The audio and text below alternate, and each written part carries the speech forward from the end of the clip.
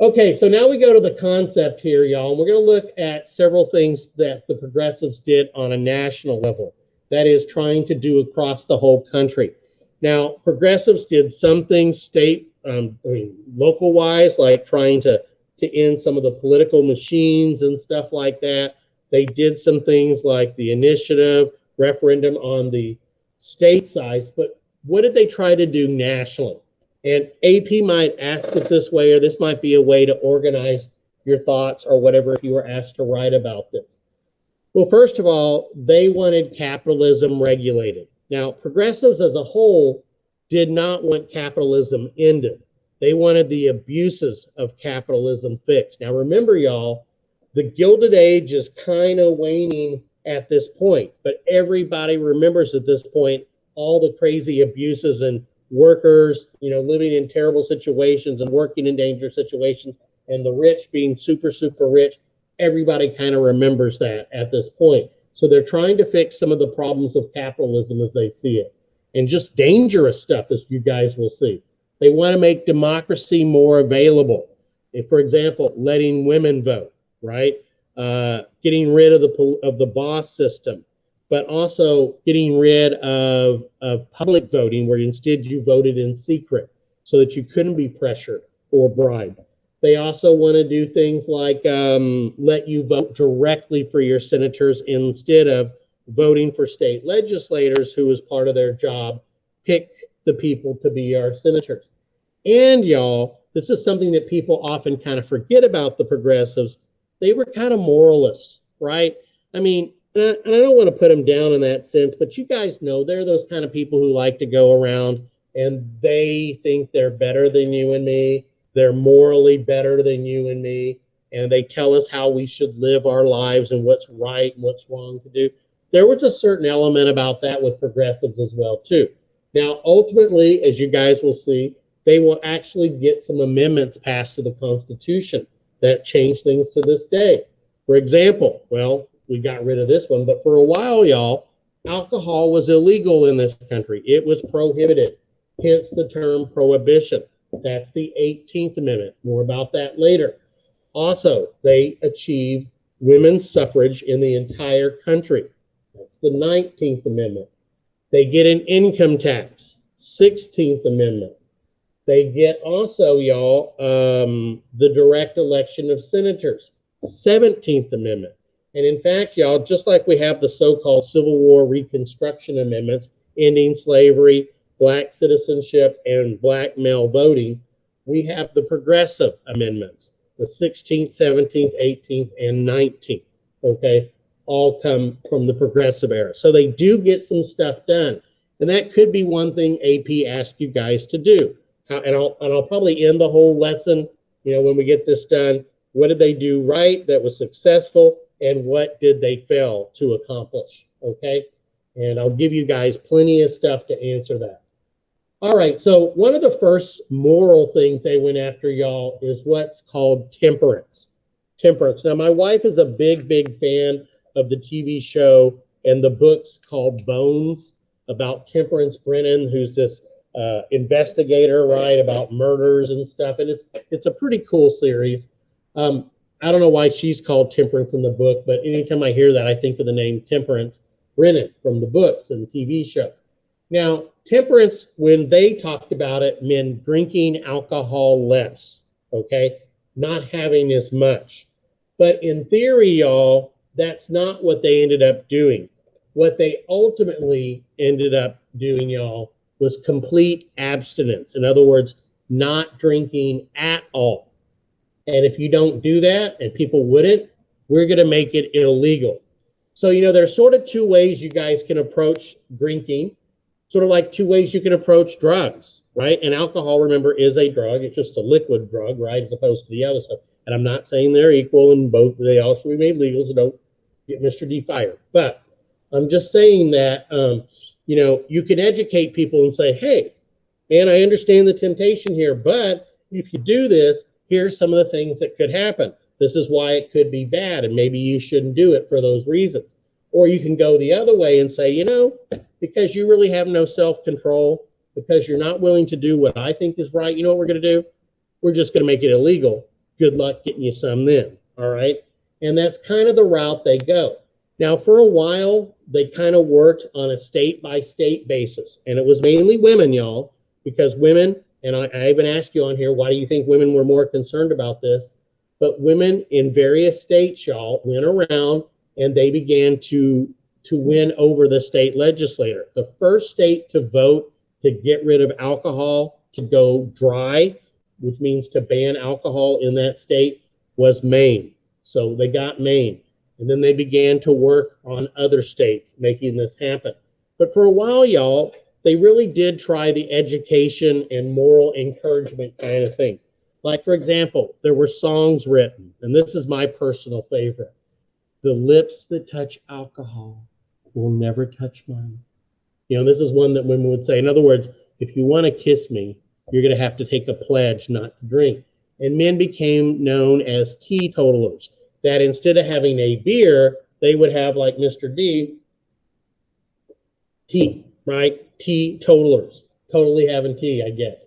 So what were reasons, particularly women, were so upset with this alcoholism that was going on? And I got to admit, y'all, this was big time. I mean, you know, if you think Americans like to drink and party now, they drank probably at least twice as much. I forget how many gallons, 30-something gallons or something. It's ridiculous, y'all, of hard liquor a year. Many men would like have maybe beer for breakfast before work. Then maybe when they had their mid-morning break, they might go and get something else to drink. They might even have their children, y'all, run to the bar and get what was called a growler of beer. And they would drink that. And the alcohol tended to be stronger. You know, there was no light beer or whatever. Then they would obviously have something to drink maybe at lunch. And then at the end of the day, before going home, they would stop off the local tavern, bar, and drink there. Now, it wasn't cheap, y'all. And remember, these men weren't paid a whole lot. A lot of them were very sad and depressed about their lives. They would drink, and a lot of the money that their family needed to make it was going to alcohol. And I don't recommend movies and stuff a lot, but one of them that's interesting, particularly the book, is called Angela's Ashes, and it's about an Irish family. And there's a stereotype about Irish people and drinking, which, you know, sadly in some cases is true. Like any stereotype sometimes can be true. But anyway, this Irish family, the poor woman, y'all, I mean, her husband, every dime he makes, he cashes in. He gets cashes in his paycheck. He goes to the bar. He gets drunk, and she has nothing to buy the food to feed their babies, right? And she's going to bars, and she's going through trash and stuff, trying to take care of her kids. Now, if that's not bad enough, another real problem that these women particularly were fighting against was spousal and child abuse. Now, the thing is, you guys, I don't know what your experience has been around people who drink and have a drinking problem. But, you know, at least in my life, I've seen two types. You know, there's those types that drink and they just kind of, you know, they get all lovey and hug you like, man, never tell you you're my best friend, man. Man, I couldn't live without you, man. You're my best bud, man. I love you so much. You know, you get those kind. But then you also get the type of person who, when they get drunk, gets what? Mean, right? They come home, they're mad. The wife doesn't want to do whatever, right? The kid has done something, and they boom, boom, boom, and they beat them. Women died or were physically really badly hurt. Kids were hurt, right? And so women suffered under that. And at the same time, y'all, the owners of the company, the managers, they weren't really happy with people getting drunk either. You know, nobody likes a guy coming in who screws up because he's still hungover, or some dude who at the last second doesn't show up for work because he's hungover. And so you have a combination here of the companies wanting men, particularly, not to be drinking. And women, y'all, did not drink that much. That's something that prohibition is oddly going to do. Women did not go to bars. Only certain types of women, if you know what I mean, went to bars, prostitutes and people like that. And so it was not a place for a woman to go. And so it was much more of a male problem, with women having to deal with it. Now, so women, y'all, form a group known as the Women's Christian Temperance Union to advocate to make alcohol illegal. And really, like I said, since they couldn't get it in every state, they eventually go national. And by making it an amendment, even states who might be opposed to it, y'all, have to do it. So states begin to pass dry laws. Remember I said a dry law means alcohol, it's illegal. And they even set like the percent, y'all. So I mean, like tiny small amounts of alcohol might be legal. Or, you know, alcohol might be legal, say, for church, right? For communion and those kind of things. You know, wine might be permitted for that. But otherwise, you know, it was, you know, very carefully regulated. Or maybe alcohol in some medicines like cough medicines or something. But the most famous, and I think the most interesting, y'all, of all the temperance leaders was this woman, Carrie A. Nation. Think of that. She is literally carrying a nation. Now, she wasn't born with that last name. She married a man named Nation. I don't know if that had anything to do with it.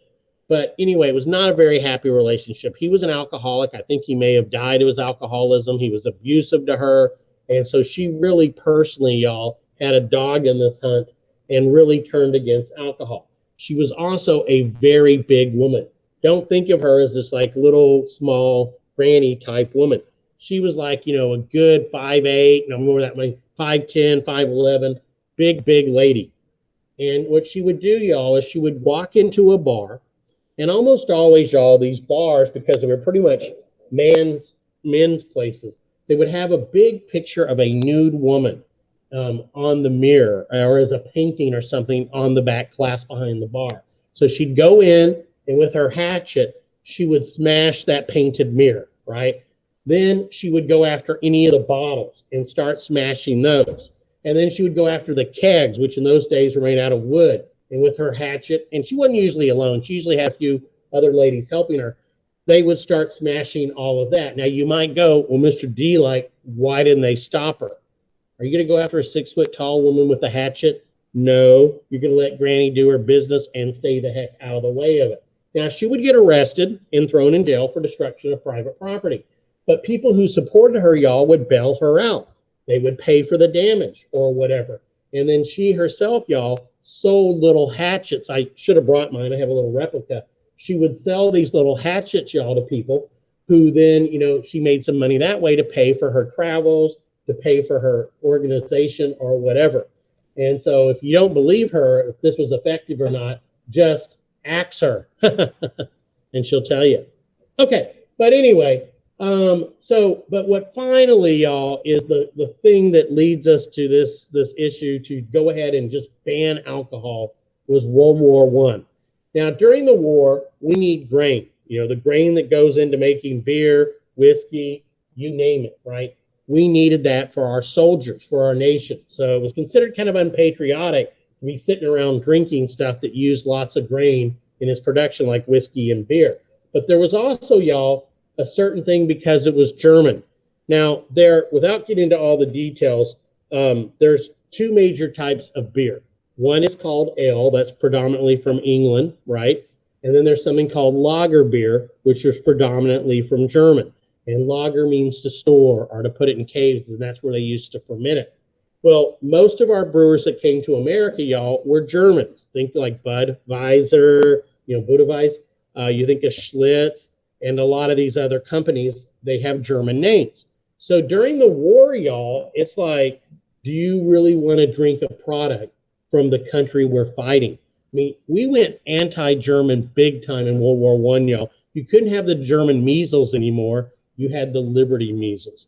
You couldn't have sauerkraut. You had Liberty cabbage. You couldn't even have a freaking hamburger because that sounded German. You had a Liberty sandwich. And so you aren't going to be drinking German lager beer.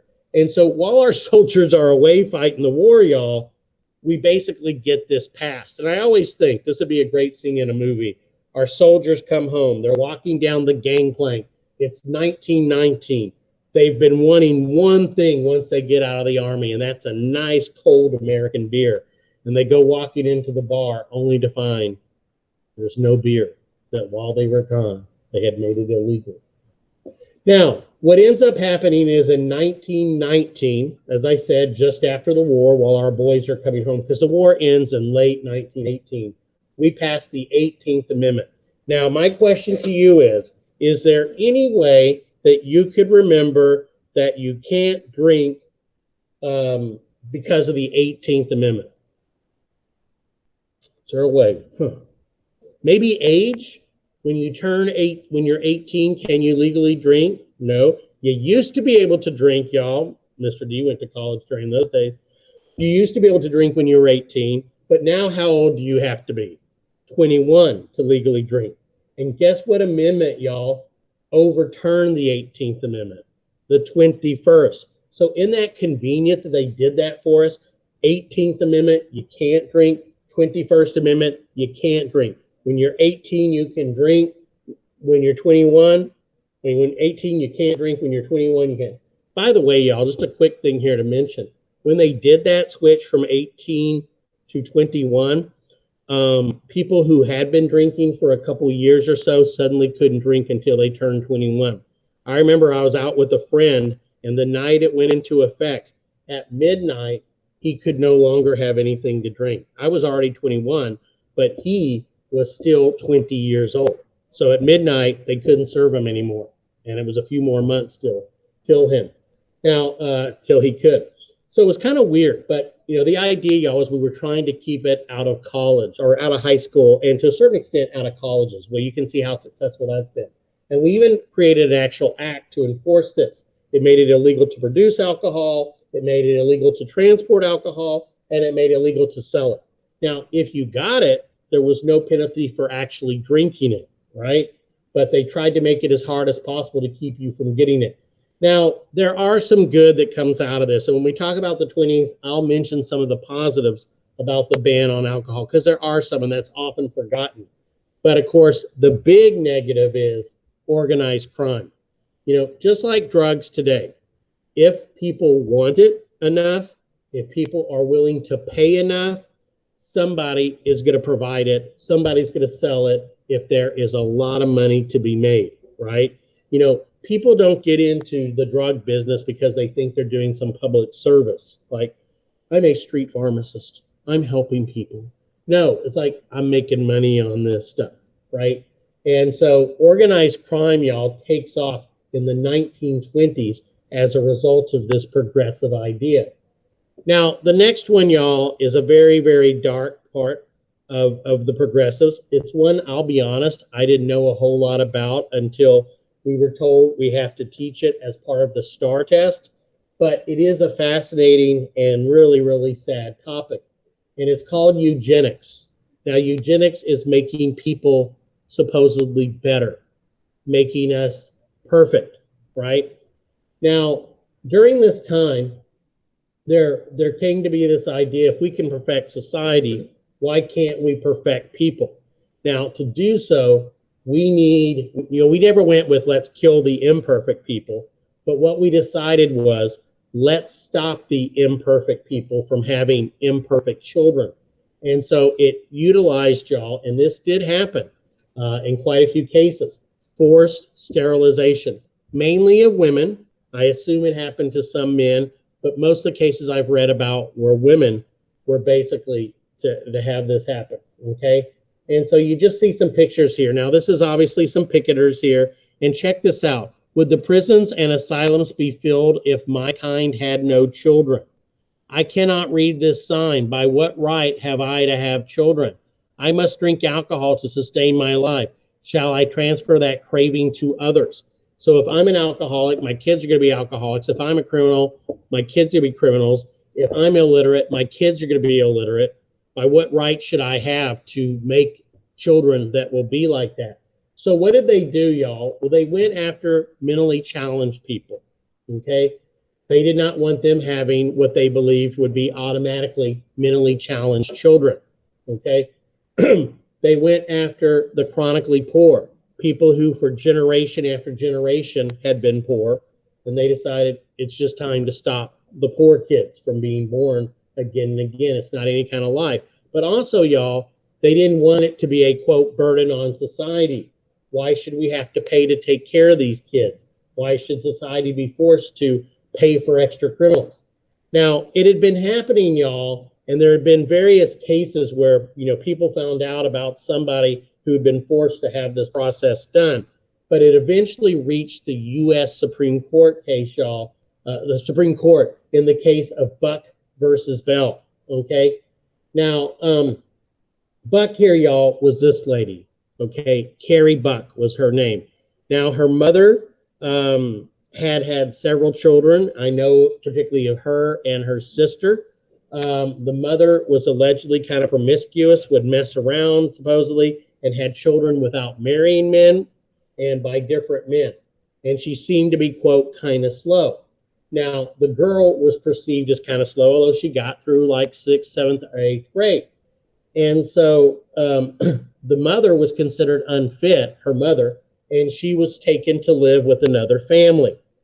And in this family, y'all, she became pregnant. And they're like, yeah, see, pregnant by a man who's not her husband. She's just like her mother, blah, blah, blah. And so they wanted to get her, quote, fixed. Well, sadly, y'all, if you find out the real story, it turned out the adoptive family she was living with, like a nephew or relative of that family, had raped her and got her pregnant. Now, her sister also would be forced to have this done, but this is how they did it to the sister, y'all. They sometimes would do this. The woman would go in for some type of general surgery, maybe having your appendix taken out, maybe for some other issue. And while you were under, I remember the case of a mother who did this to her daughter because she didn't want her daughter was kind of wild, party girl, and all that. So while the daughter was getting her appendix removed, she just had them also make sure she couldn't have any kids. And so her sister, y'all, got married, and for years, her sister and tried to figure out, why can't we have any kids? And finally, one day under, with the doctor's care, they figured it out. So anyway, y'all, I'll go ahead and I'll keep talking about this during lunch after a little break here, and I will put it up online for you guys. But it's a really, really sad story. And by the way, y'all, she lived until 1982 or 83. They're making a movie about Carrie Buck, and they've already made one called Against Her Will. But I'll continue this lesson, y'all, later, and for y'all, okay?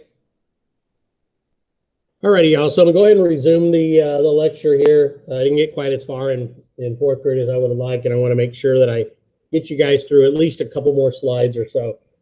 So I just told you guys the story of Carrie Buck and the fact that they forced this woman to be sterilized. They forced her sister to be sterilized. Her own daughter died at a pretty young age, but she, as I said, lived on until the 1980s, and a movie was made about her, and a recent movie is in the works with some actress named Dakota something or other. I can't remember which Dakota. But here you see some of the things. Some people are born to be a burden on the rest, and that was sort of the idea, was that the rest of us would have to pay to take care of these people who were, quote, unfit. And it's really sad when you think about it. And I just really feel badly for Carrie Buck particularly, and her sister and others like that. Now, eugenics will ultimately be adopted by Nazi Germany. And in fact, some of the Nazis' laws will be directly patterned after some of the laws that were passed in places like Oklahoma and that. Now, the Nazis, of course, take it up to a ridiculously even crazier level. And that is not just making sure people didn't have children, but killing the actual people themselves.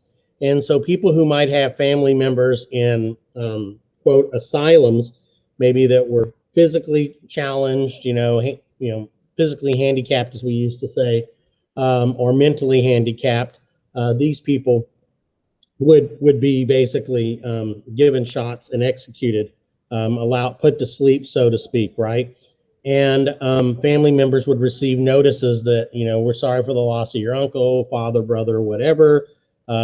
He caught, name whatever disease, and he passed away. But in the interest of making the other patients safe, we have had to cremate her remains, whatever. And so this was kind of the quiet Holocaust that a lot of people don't know. I mean, everybody knows, obviously, the terrible things that were done to Jews, that were done to Jehovah's Witnesses, gypsies, and others. But the Nazis, y'all, also put to death people that didn't quite measure up. And you think that would have probably killed off, no pun intended, obviously, in this serious discussion, would have destroyed any idea of actually continuing this. But in America, Up until the 1960s, this was happening in some states. People who were habitually criminal or whatever were basically being, quote, fixed and unable to have, being made to unhave children. And for example, in Virginia, the law stayed on the books until 1974. And in some places, indeed, until the 80s before it made it impossible to kind of do that. So this is definitely a dark side of the progressive era, and one that would have consequences in other parts of the world. I'm not saying Hitler and them wouldn't have figured this out on their own, but it's sad that, you know, something that started among a few doctors here as part of the progressive movement would be used and modified. Excuse me, I'm still eating my lunch, mac and cheese from Popeyes. But anyway, there we go. All right, so not everybody, y'all, in the progressive movement was in favor of keeping capitalism, though. A lot of them wanted to not just modify capitalism, but to get rid of it. And these people we, of course, call socialists. And socialism really takes off in the era of the progressives, you know, following the worst aspects of the Gilded Age and its treatment of workers and people in that. It's a growing force in the early 20th century, in the early 1900s. It kind of fades in the 1920s. Ironically, socialism seems to be kind of catching on again in the early 21st century. There are a lot of people who proudly call themselves socialists and favor socialist ideals. So what is socialism as such?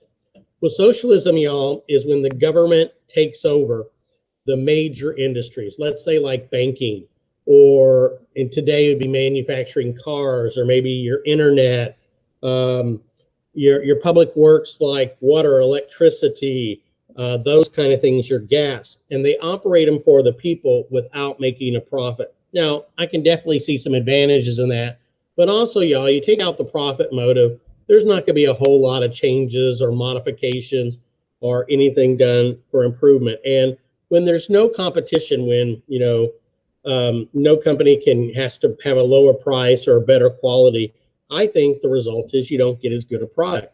That's just my own opinion. I'll be honest, I went through a phase where I was a socialist at one point in my life, but as I've kind of grown up, I've come to see personally a belief that it doesn't work. And as Margaret Thatcher said, the problem with it is you ultimately run out of other people's money. You keep taxing the rich so much to the point where why are they going to work and keep being successful and making money? Now, that's my own personal feelings.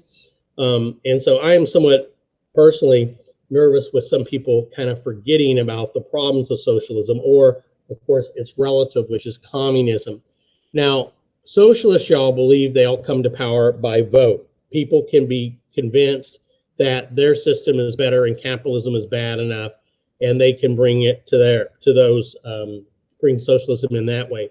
Communists, on the other hand, y'all, believe in owning all businesses. I mean, you don't even like have your own little hair dryer place, or your hair salon, or your own little tool shop or something, right?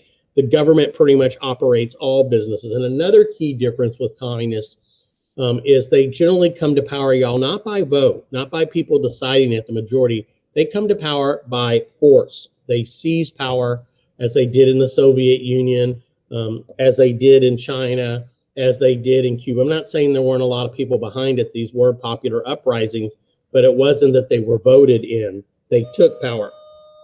Okay, we've mentioned Eugene Debs, right? Remember, he's the guy who, after the Pullman strike, is thrown in prison for refusing to agree to the injunction.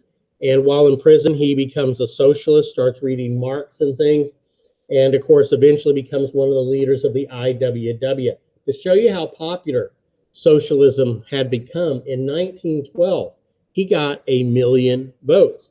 He almost got as many votes, y'all, again in 1920 when he ran for president from jail, okay? You know, usually, y'all, politicians go to jail after they're politicians. He was like, hey, I'm already in jail. Okay, but anyway, y'all, now socialism, one of the reasons it fades out and doesn't grow is what happens during World War I. Now, socialists in World War I very quickly announced, hey, we think this war is a crock. We think it's a way just for the owners of the companies and the managers to to kill workers, right? To kill our workers movement. You know, workers of France shouldn't be killing workers of Germany and things like that. And they really thought that would work, but it turned out, y'all, workers from France and Germany were perfectly happy to kill each other, and Americans were perfectly happy to go over and kill German workers as well, too. But a lot of people, y'all, began to see socialists as unpatriotic because they didn't support the war. They advocated people not supporting the draft. And I'll talk about that when I talk about World War I. Also, of course, the Socialist Union, the IWW, which I've already mentioned when I compared it to the AFL and the Knights of Labor and that kind of thing. Remember, members of the IWW, these socialists, were called Wobblies. And a lot of them were immigrants, particularly from Scandinavia and places like that. Some people joke that IWW stood not for Industrial Workers of the World or Industrial Workers of the World, but stood for I won't work. Get it? IWW. Now, they too, of course, because they advocated sabotage of machines and stuff during the war, they went and advocated strikes during the war. People saw them as very unpatriotic. And then, y'all, after World War I, we have what's called the first Red Scare. We see a series of bombs that are sent through the mail to American officials. And we also see a terrible, terrible explosion on Wall Street that kills a bunch of people by anarchists. And Americans, like they did with the Knights of Labor, Americans are like, oh, anarchists, socialists, communists, what's the difference? And also, y'all, Americans got very afraid because in 1917, Russia has a revolution, then it has a terrible, terrible civil war it makes our civil war, y'all, look kind of fun, I hate to say. Their terrible civil war they had after World War I and after their revolution. Americans are worried because temporarily communists take over part of Germany. They take over Hungary temporarily. And so just like after World War II, when, we see many, many countries become communist, Americans are like, we ain't going to let it happen here. And so socialism, and like I said, it's sort of family member communism, goes into disrepute. And then, of course, all the things that happened with the communists in the after World War II, the second, Cold War and all of that. But, we've been out of that Cold War since 1991. And a lot of people, in fact, a couple generations now, have been, a full generation or more have been educated and kind of really forgotten about what socialism was like, what communism was like in those countries. Okay, but anyway, once again, a lot of that is my own personal opinion. You're definitely entitled to have a different one. All right, I want to talk about one guy, and as I said, I was a socialist, and I read this guy's book as a kid, and man, I enjoyed it and thought I love him, and I still enjoy the book, y'all. And the guy's name is Edward Bellamy. Hopefully his picture will come up here in a little bit. It looks like it's not, but let me go ahead and talk about him a little bit here. So he writes a book called Looking Backward, 2000 to 1888. Now, it's a novel. Now, you remember, not everybody's going to sit down and read some theoretical work about communism or socialism, about how evil the system of capitalism is and how to change it. But a lot of people, y'all, just like you guys, you'll see a movie, you'll read a book, a novel, or something about it, and enjoy it. But at the same time, you're also learning, okay? So this is what Bellamy did. He wrote one of the most popular novels of the time, and it's about a guy who in Boston falls asleep. Now, he lives in Boston, and it's the Boston of the Gilded Age, with all the problems that Boston had, that all the other parts of the country did, workers living in terrible conditions and the poor and all of that. And when the guy wakes up, it's the year 2000. I mean, man, that must have been some drink he had, right? To go to sleep. I mean, I've slept a year or two before, but I've never, ever slept, like 100 and do the math, Bob, 112 years. So he wakes up in 2000. Well, guess what, y'all? The Boston in 2000 is a perfect utopia. It's a socialist utopia. Everybody has a home, right? Basically, it's an apartment. We have these mass dinners where everybody eats together. Nobody is poor, but no one's really rich either. And there's no crime because in his mind, crime is only caused by people who want the money to buy stuff or who can't get jobs and things. So it's a perfect socialist utopia. And of course, Jonathan, I think his name is Jonathan West, if I'm not mistaken. It's been so many years since I read that book. He falls in love. perfect girl, absolutely wonderful, wonderful situation. And so you're happy for the guy. You're like, oh man, I wish this were the world. I wish this were me, man. This is great. How do we make this happen? And then guess what, y'all? Spoiler alert, in the book, he wakes up and he's back in 1888. His love is there. The perfect world is in the dream, right? It was all a dream. And meaning it, and I didn't know that when I read it, y'all. Nobody had told me it was going to happen. I'm like, no, no, this is so unfair to the poor guy. And so a lot of Americans at the time felt the same way. And they're like, let's make the Boston of 2000 today. Let's make this a reality.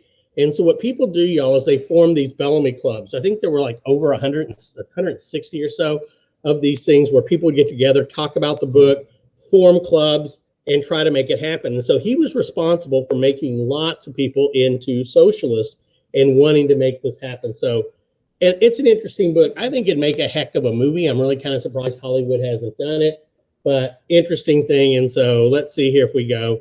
Here's Eugene Debs and his Socialist Party. Here's the IWW and some of their things, the strikes.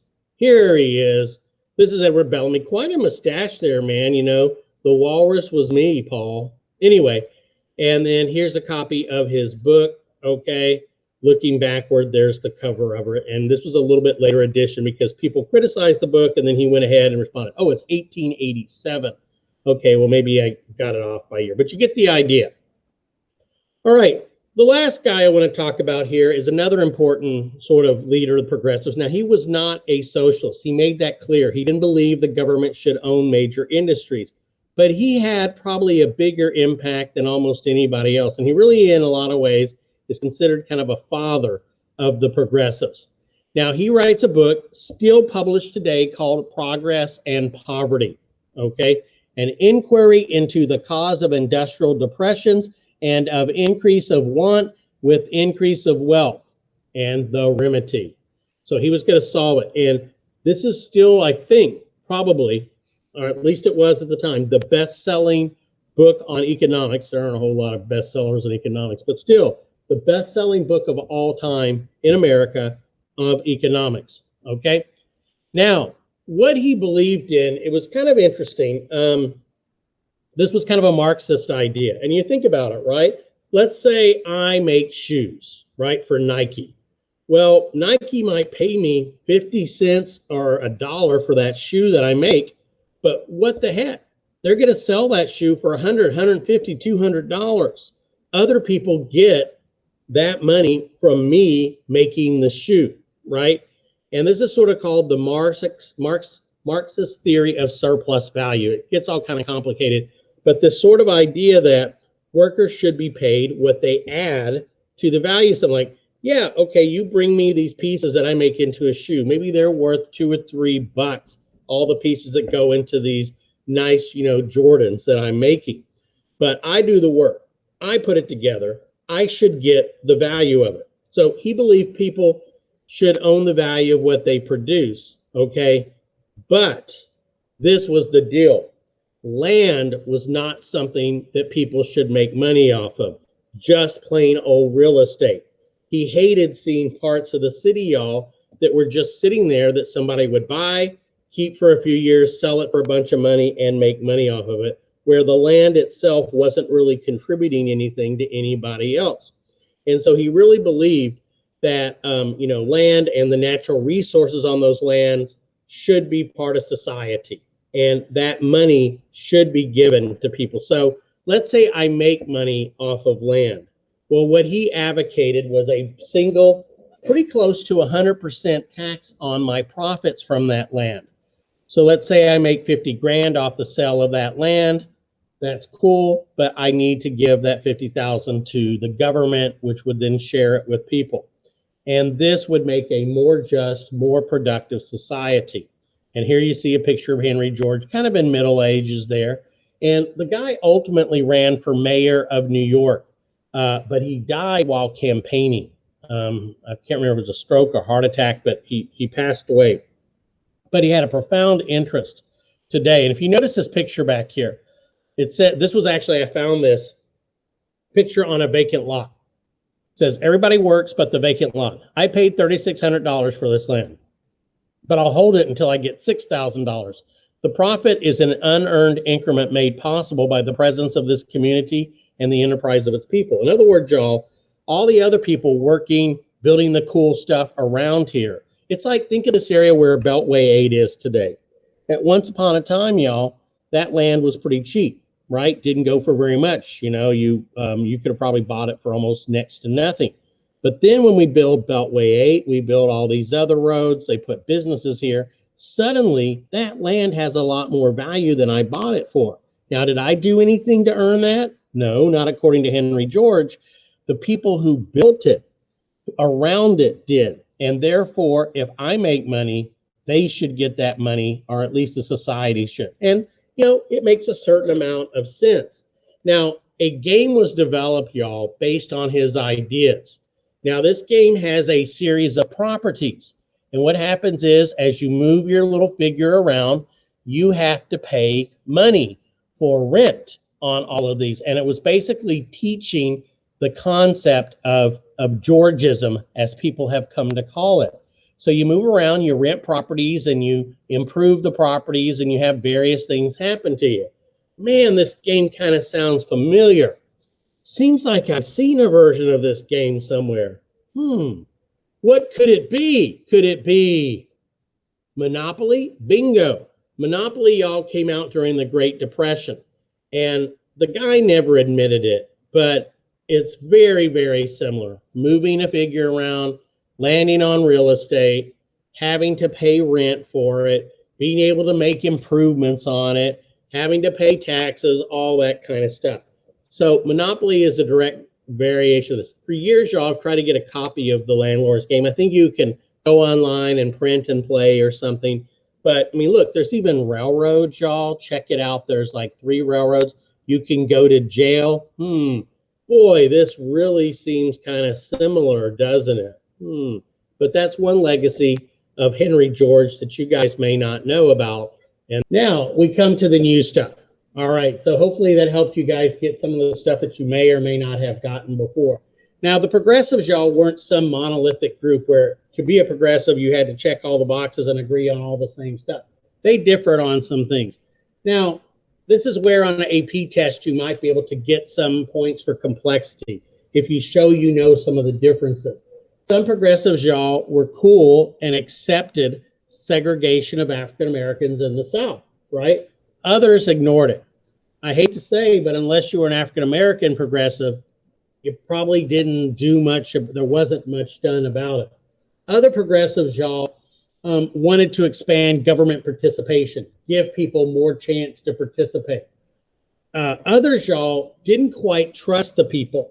And I'm going to talk about this with about Galveston particularly. They wanted experts. You know, college, y'all, was really just starting to open up to all to all male Americans. And there were even being what we today call traditionally African American colleges also opening up as well too. For women, it was a lot tougher. Only really handfuls of women went to college. And I hate to say this, y'all, but for a lot of the women, going to college was they went to college not for a diploma, but for a ring. What does that mean? They went to college, y'all, to meet a man and to get married. Now, I'm not saying that was the goal of all of them by any means, but I'm saying that's how some people viewed college for women, as merely a way for women to meet a man who would be successful. And that's sad, but I'm saying that's how some people viewed it. And I that's a fact, y'all, until the 50s, you know, in many cases, that was the way. And we often had separate women's colleges, but I'm just saying, colleges really are starting to take off during this time. And, you know, majors in college and even getting PhDs after Johns Hopkins introduced that idea of getting a doctorate. So you start having these experts. And the progressives, y'all, are going to be really on to hiring experts. Because remember, y'all, these people believe that the human brain could solve everything. Remember, they could build a perfect ship. It would never sink. Can you say Titanic? And another difference, this is not from your concept, but one that I like to add. Progressives, y'all, really were split about immigration. You had some progressives that did not mind these waves of this new wave of people coming in who were Southern European, Eastern European mainly. You know, other progressives really were afraid of that, fearful that these people coming in would take American jobs or at least depress the wages for Americans, and that they would make it harder to organize unions. Because oftentimes, as you guys know, immigrants and indeed African Americans were often used as strike breakers, people that you would bring in if the union went on strike. And so some progressives, y'all, for those reasons, were opposed to it. But I won't talk a whole lot about that. But just understand, y'all, they're not a monolithic group who agrees on everything. Now, Robert La Follette is the most famous of the progressive governors and the earliest of them. He becomes governor of Wisconsin, and he pioneers this idea, which when I look at the maps, it doesn't look like Wisconsin necessarily adapted or adopted. But one thing he wanted to do, and think of monopoly again, y'all. You know, in monopoly, you've got the railroads, you've got the railroads, you've got the waterworks, you've got like the electric company or something.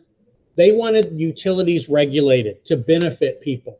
They didn't want the utilities, y'all, making huge, obscene profits and ripping off people who needed these things. I mean, look at the word there, utility, something you and I use that we have to have.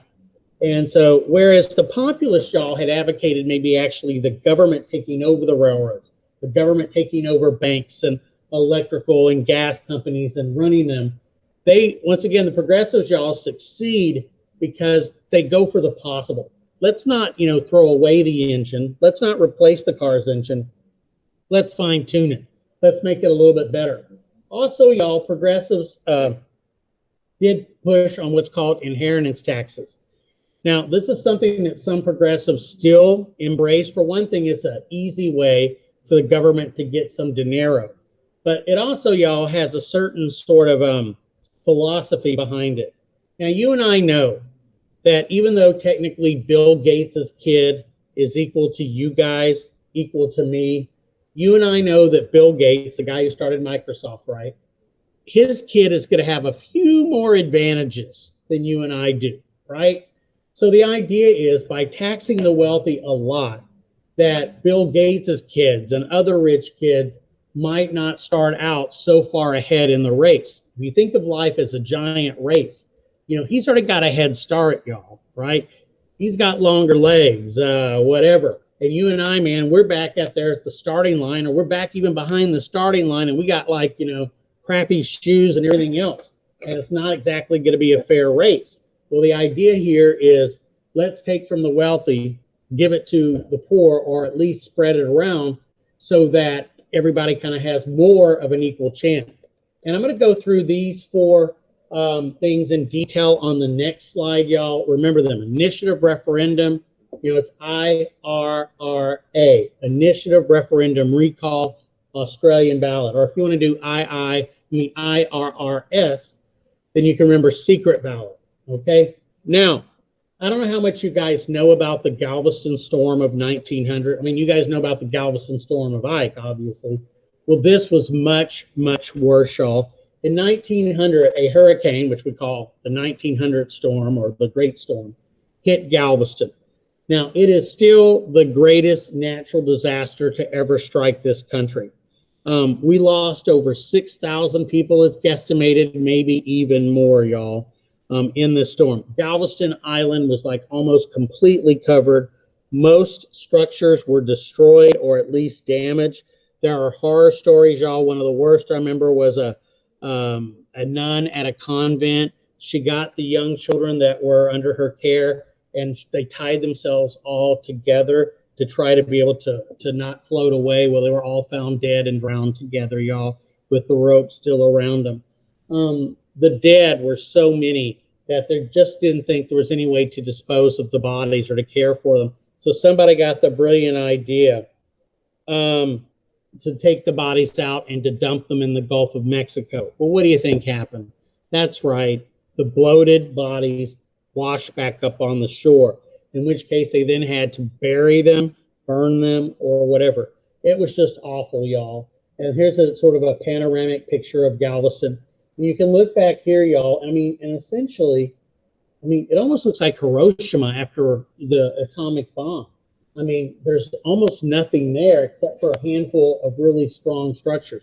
Now, when you're visiting Galveston, you will see on some houses and some buildings, there'll be a little badge that will say 1900 storm survivor, right? A lot of the places that survived, y'all, they had to pay to be raised up because Galveston, y'all, was sea level, which made it so easy to flood the whole thing. So they raised it up between 9 and 15 feet, depending on the parts of Galveston. Now, if you didn't have the money for that, well, your house, if it survived, might be destroyed. Or maybe you had a multi-level structure like Aston Villa or Aston Villa. I think that's what it's called. They might bury your ground floor, and your first floor would become a basement, and the second floor might become your first floor. So Galveston, y'all, was in deep, deep doo-doo. It was in terrible shape. It is, it is one of the reasons, y'all, Houston became the predominant city in Texas. Galveston was until the storm. But after the storm, y'all, that business, that work moved up to H-Town. We made the Buffalo Bayou into the ship channel. And from that point on, y'all, Galveston was never, ever going to become the big city in Texas that it had been. So, but Galveston, y'all, was perfectly progressive in the sense that it decided, what do we need to fix this? Well, our mayor, our city council, they're just not, they just don't have the tools. They don't know.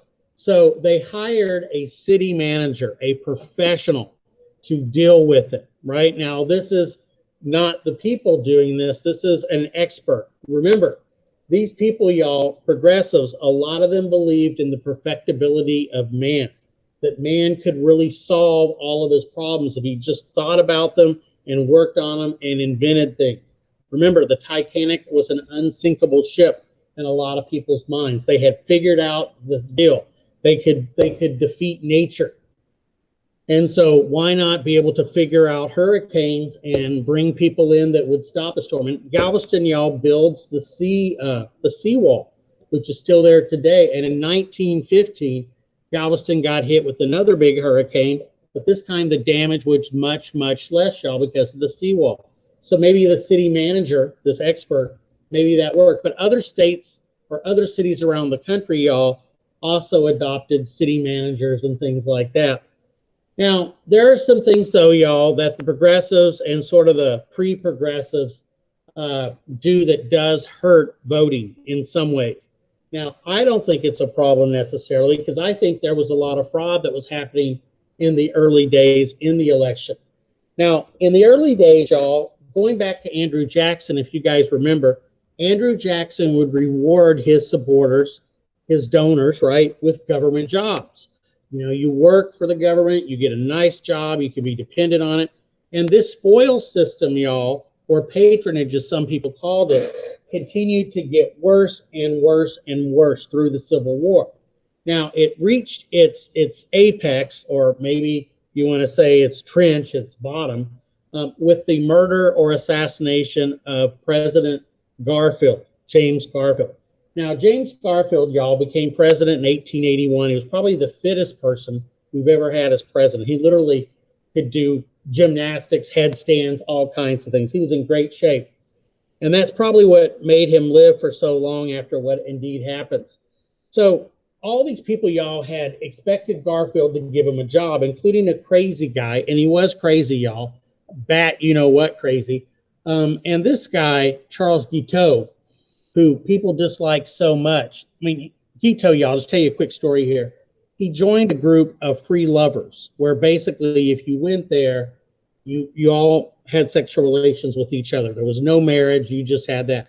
Well, he couldn't even get lucky, y'all, with the ladies there. In fact, instead of calling him Guiteau, spelled G-I-T-O-U-T, women would say, Charles, get out. And I kid you not. So anyway, this guy, y'all, bless his heart. I mean, he was crazy. He thought somehow he was owed a job by President Garfield. And when Garfield won't give him the job, he actually went and met Garfield, and Garfield's like, get out of here. You're not going to get a job. I guess he even said, get out. He waits for him in a train station and shoots Garfield right in the back. Now, the bullet, they can't find it, y'all. they go digging in Garfield's back looking for it. And they do it without cleaning their tools, cleaning their fingers. And the result is Garfield gets a terrible infection, gangrene.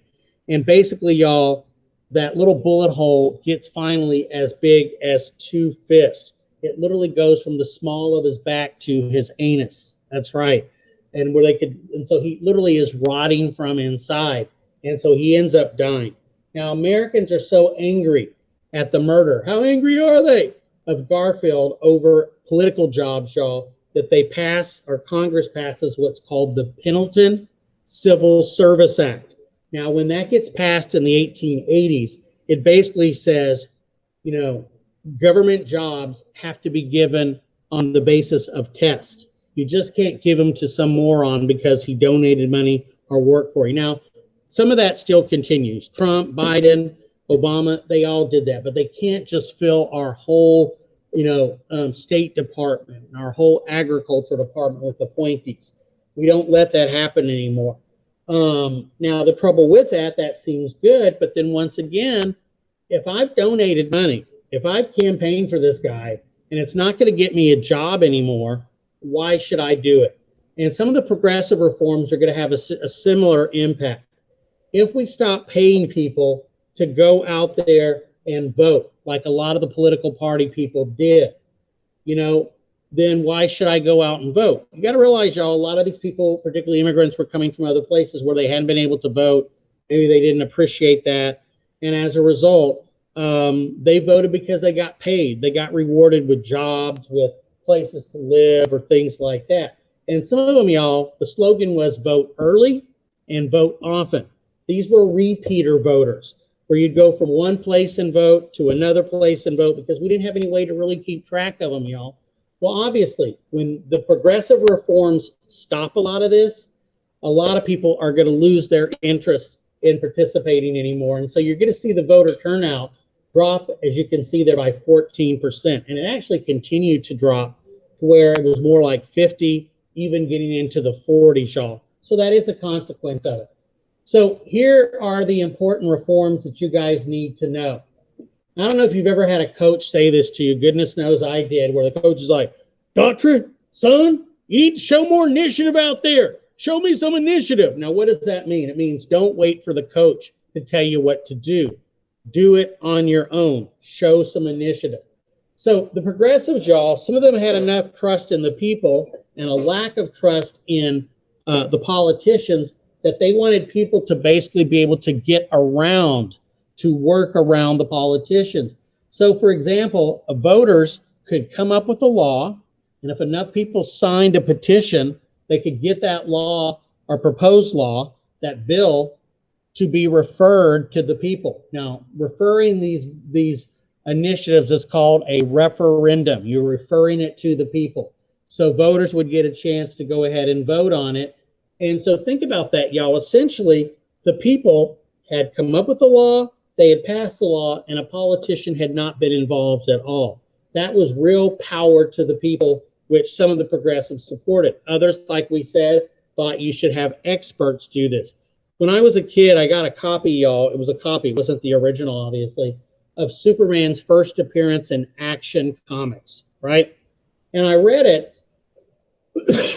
and it was interesting because on Superman's Krypton, where he came from, they had what was called a technocracy, where basically the smart people, the educated people, ruled the population. They ruled in the interest of the people.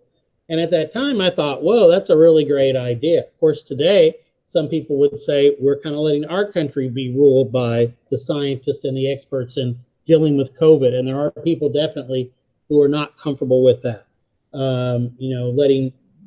Letting people that you and I did not elect make these decisions for us. Now, you guys have heard of recall, right? Recall has to do with, you guys have seen that, right? They're recalling, 1999 Corvettes because of some problem or whatever, So if you happen to have one of those cars, you take it in and they fix it. Or maybe there's a particular thing of meat that has been making people sick, or maybe some salad. And so you're asked to, if it's something expensive, you're asked to bring it in and get it repaired. or if it's something like an agricultural product or whatever, you're told to throw it away, that it may not be safe anymore. That is called a recall. Well, progressives, y'all, wanted to be able to recall maybe, bad politicians, like you would recall bad food or something like that, a bad car. So what happens is, once again, it's kind of like an initiative. People sign a recall petition. Once the numbers get high enough, it reaches a certain point. I think, for example, in California right now, it's 500,000 people. Once enough people sign this petition, I think you can even do it online now. And then once they verify the signatures to make sure that it's different people and not one guy signing, 500,000 times, you then let the people decide. Now, California right now is going through that. You guys may have followed what happened with Governor Newsom. To some people, he's very popular, was even considered a possibility for a presidential candidate. Other people hate his guts out there because of California's COVID response and the results. A lot of businesses closing down and all that. Because California has been a lot harder on that, keeping stuff locked down, keeping businesses shut than Texas and a lot of other states. Well, this has put a lot of people out of work. And it didn't help, y'all, when the governor on his birthday was seen, this was months ago, at a big fancy posh restaurant. Everybody else is sitting home eating, leftovers and stuff and can't go out, and he's doing that. So people are trying to get him out. I don't know if it will happen or not, but it did happen, y'all, a few years ago with this governor, Gray Davis. Now, California, as they still do, sometimes has a real electric problem. The grid goes down and people don't have their power, and they have rolling blackouts or brownouts where they don't have power for a few hours. Kind of like what we had with the Snowvid a few months or a month or so ago, y'all, right? Except for some people, it wasn't a rolling blackout. It just stayed right there. And some people never lost their power. But anyway, y'all, that gets the people mad. Why is this? And people always blame the man or woman at the top. So Gray Davis, y'all, had been charged with basically not doing his job as governor. And so people got together. They signed a petition. Right here you see a poster for rallying people to do it. And they replaced the governor with an actor. Now, only in America, y'all, although the Russians did elect a comedian. I'm not joking. Now, what was it, the Russians? Who was it? In some country. Oh, was it the Ukraine? Anyway, y'all, some country over in Eastern Europe, they elected a comedian. I'm not joking, a comedian. He'd been on a TV show as a comedian as their president. But we were almost as bad, y'all, because hasta la vista, baby. We elected the Terminator, an Austrian actor, former body weight builder, to be the governor of our largest state. He had a pretty successful time as president, or as governor, until, of course, the usual thing, a sex scandal. He had a child by his maid or something like that. That story came out and everything fell apart for the guy.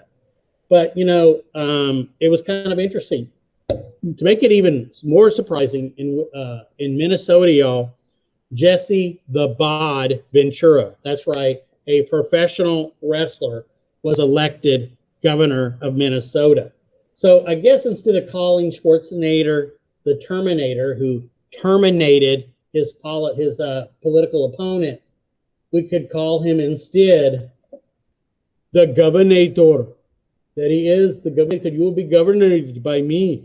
I will know how to, and my wife has a big crush on this guy. I can only think it's because of the way we look. I mean, my appearance, my body build is so similar to Schwarzenegger. That's what it has to be. I mean, it's the only explanation I could possibly come up with. But anyway, y'all, I'll show you a little video from the Terminator here in just a sec, from I think Terminator 3. But as you can see, here, I'll show it to you. So here we go. You are terminated.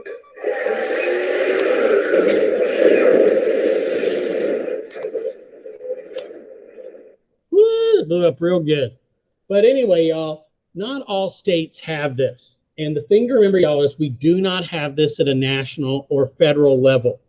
Not every state has this kind of thing where you can do it. In Texas, we don't, right? Mainly it's in the western states where you can do recall, you can do referendums, you can have initiatives. We don't have that. And you can't do it at the national level. So as much as you may have disliked Trump or you dislike Biden, you can't just have a petition to withdraw them, y'all. That doesn't work on the federal level. Only individual states have that right. So they didn't get it mandated across the country like they would have liked to have done. But also, too, y'all, they got the Australian ballot, and it started in Australia. That's why we call it the Australian ballot. And basically, the idea here is only you know who you're voting for. You have to remember, in the Gilded Age, in the time of those Boss Tweed days and stuff, up until the early into the 1900s, you voted very openly. People could tell, are you voting for the Democrat? Are you voting for the Republicans? Which made bribery much easier, okay? And so, like I said, we don't have this in every state, so progressives didn't get that done. And we do not have them at the national or at the federal level. So you can't, for example, y'all, propose or initiate a law for Washington, D.C. As much as you and I might like to, we can't do that, right? And we can't recall a president, once again, as much as we might like to. But it sometimes happens with governors, okay, or others. All right, so if you know those things, IRRA or IRRS, if you want to go with secret, that will alone get you guys a lot of credit for your progressives.